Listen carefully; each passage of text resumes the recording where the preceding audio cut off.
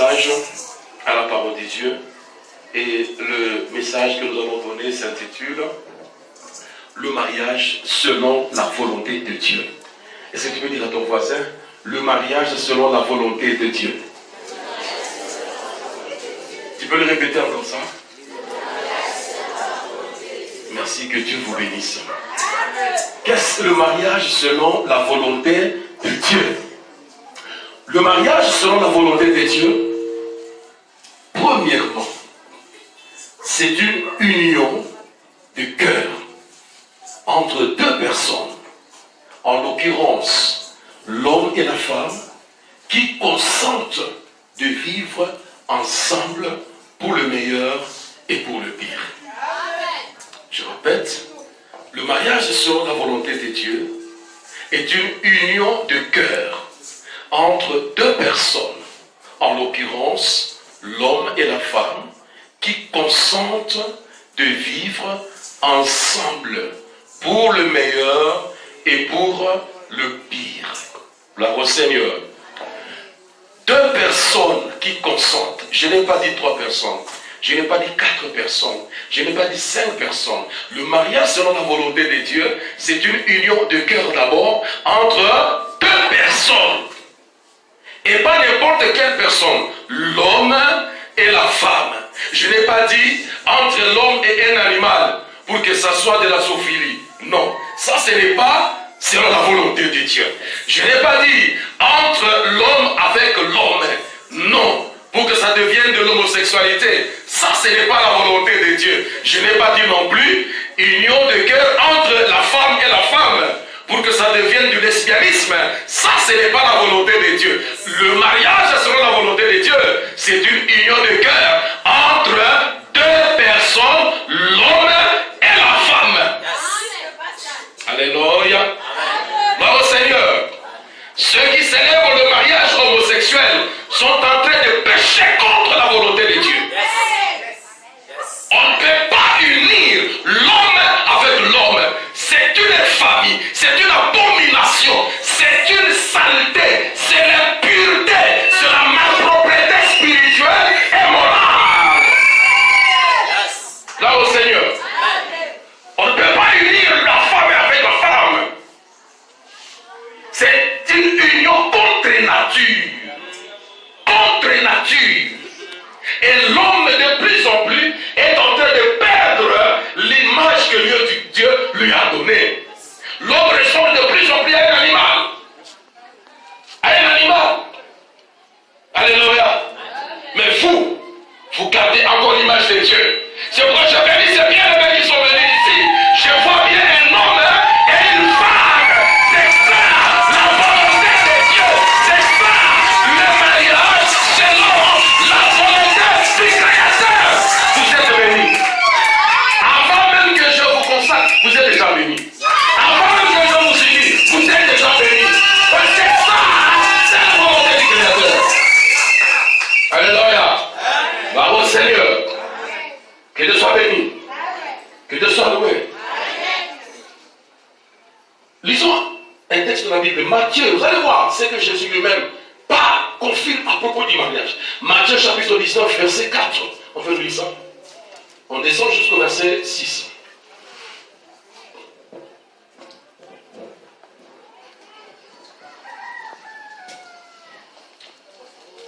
On peut lire la parole de Dieu. L'Assemblée peut honorer la parole de Dieu.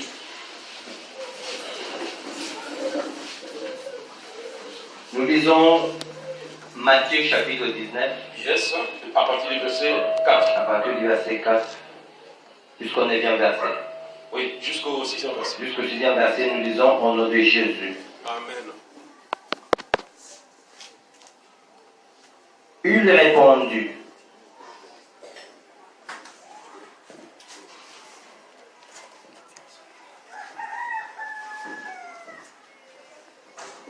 Il répondit, n'avez-vous pas lu que le Créateur, au commencement, fit l'homme et la femme, et qu'il dit, c'est pourquoi l'homme quittera son père et sa mère et s'attachera à sa femme. Tu peux répondre un peu?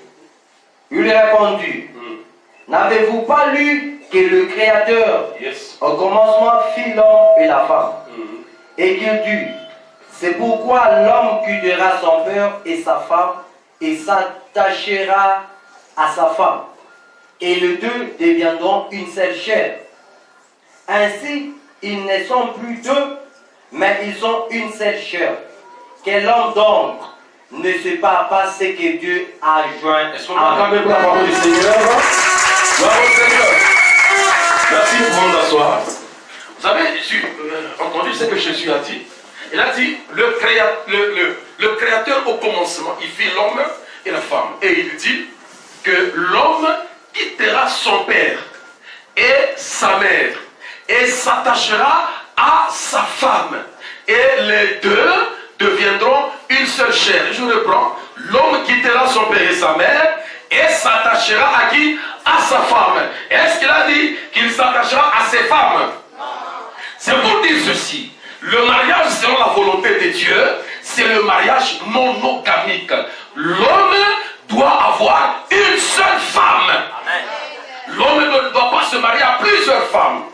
Actuellement, il y a même des hommes de Dieu qui enseignent, qui soutiennent, mais sans arriver à démontrer cela bibliquement. Ils enseignent que l'homme peut avoir plusieurs femmes. Et il y a même des pasteurs qui se marient à plusieurs femmes. Il y a même des églises où c'est devenu une doctrine, où c'est autorisé d'avoir plusieurs femmes. Je vous dis, ce n'est pas biblique.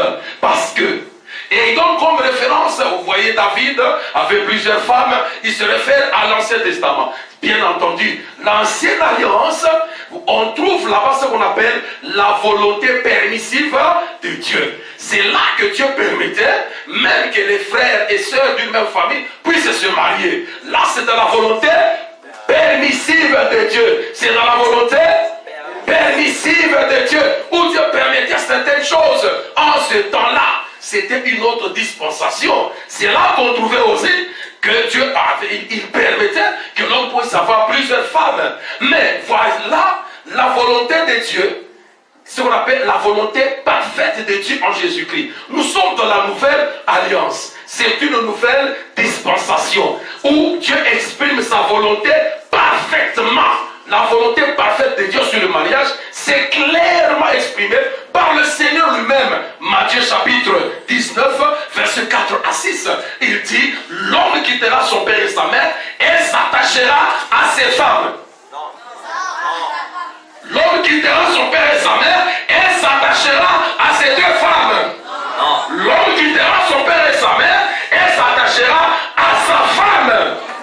Et les deux, et les trois, les quatre, les cinq et les deux deviendront combien de chair? Une seule chair. Gloire au Seigneur. Gloire au Seigneur. Alléluia. Pour ceux qui viennent se marier, pour ceux-là qui n'ont pas encore entré dans le royaume du mariage, comprenez déjà que la volonté parfaite de Dieu sur le mariage, c'est que l'homme puisse avoir une seule femme. Un point barre. C'est tout. Même si on vous prêche, vous entendez des prédications à la télé du n'importe quoi, ce n'est pas dans la Bible. Ils sont encore dans la volonté permissive et pourtant nous sommes dans la nouvelle alliance où Dieu exprime sa volonté parfaite sur le mariage. Un homme avec une seule femme, point barre. Gloire au Seigneur Jésus-Christ. Alléluia. Que Dieu soit loué. Voyez même le pronom, l'adjectif possessif que le Seigneur utilise. Et s'attachera à sa femme. L'adjectif possessif qui indique la possession de quelque chose par une personne bien déterminée. Alléluia. Il n'a pas dit à ses femmes, il s'attachera à sa femme. Et les deux deviendront une seule chair. Gloire à notre Seigneur.